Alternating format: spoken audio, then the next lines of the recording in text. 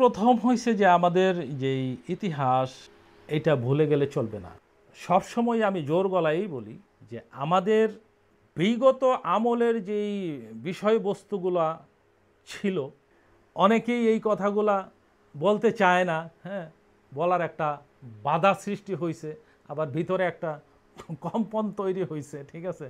বা সত্য কথা বলার ইচ্ছা থাকলেও দেখা গেছে যে অনেকেই প্রকাশ করতে পারে না, হ্যাঁ, বা করে না। হ্যাঁ, অনেক সমস্যা আছে, অনেক ঝামেলা আছে। হ্যাঁ, এটা আপনারা হয়তো বুঝেন। কিন্তু আমি স্পষ্টভাবে বলতে চাই যে আমাদের যেই চিন্তা চেতনা, এই চিন্তা চেতনার মাঝে যদি কোনো রকম কোনো বিঘ্নতা যদি ঘটে, তাইলে তো আমরা মন খুলে ছবি আঁকতে পারবো না। তো আমি এত কিছু আমি চিন্তা ভাবনা করি না। আমার বিষয়টা হয়েছে যাতে সঠিক জিনিসটা মানুষে দেখুক, জানুক, বুঝুক, এবং আমার যেই নতুন প্রজন্মের যেই লোকেরা এখানে আসবে এবং দেখবে, এবং তারা এটা থেকে কিছু শিখুক। আমি একজন চিত্রশিল্পী।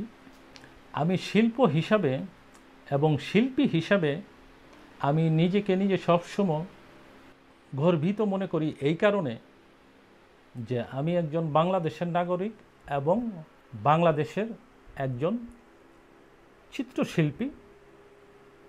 আমি যখন ছবি অঙ্কন করি, আমি যখন ছবি আঁকতে বসি, তখন আমার মাথায় সবসময় ঘুরঘুর করতে থাকে যে আমার এই ছবিটা উল্লেখযোগ্য ছবি হতে হবে, এবং যখনকার যেই সময়টার মধ্যে যেই জিনিসটা ঘটে ওই সিমটমটা আমি রাখার চেষ্টা করি এবং আঁকি।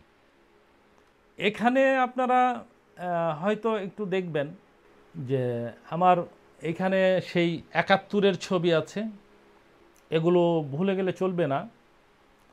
এবং এইখানে আরেকটা ছবি আছে আবু সাইদ মুগ্ধ এবং বিভিন্ন জনের জুলাই আন্দোলনের যেই ছবিটা আমি এঁকেছি এইখানে, এগুলো ভুলে গেলে চলবে না। এগুলো হয়েছে যুগের সাক্ষী।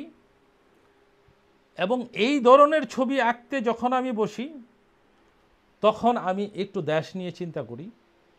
যেমন আমাদের অদূর ভবিষ্যৎ এবং নতুন প্রজন্মর কাছে আমি প্রত্যেকটা থিম আমি পৌঁছে দিতে চাই, যে তারা দেখে সাক্ষী থাকুক এবং তারা ইতিহাস জানুক, এবং সামনের দিনগুলোতে যাতে তারা এই জিনিসগুলো খেয়াল করে।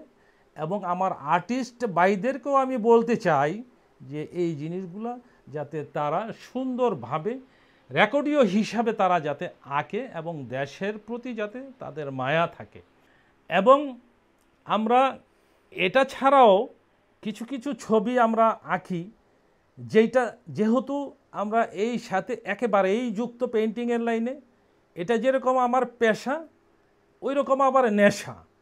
এই যে পেশা আর নেশা দুইটা যখনই মাথার মধ্যে কাজ করে, তখন দেখা যায় যে আমার সার্বিক বিষয়ে আমার ছবি আঁকা দরকার। এই জন্যে আমরা সব বিষয় নিয়ে চিন্তা করি, এবং এই ছবিগুলা আমি আঁকি, এবং সামনের দিনগুলোতেও এই ধরনের ছবি যখন যেই সিমটম পাবো আমি এঁকে যাব। এবং আমি শিল্পী হিসাবে আমার যতটুকু করা দরকার আমি ততটুকু আমি